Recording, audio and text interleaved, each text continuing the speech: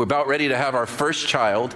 On the way out, it was an awful moment. She says, now's the time. So I got her to the car, and I went back up and got her bag, and I crashed my leg against a brick wall. I'm bleeding profusely from my leg.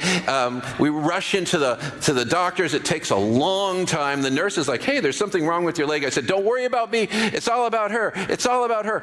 And so they're working on getting the baby to come because there's all sorts of complications. First, anybody else been there?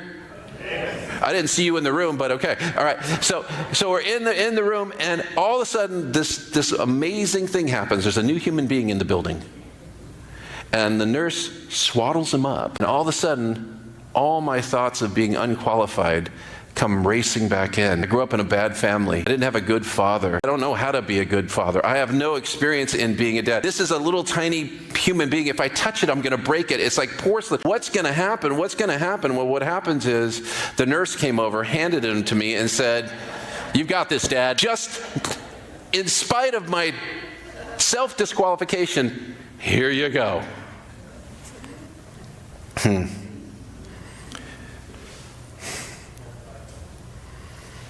What if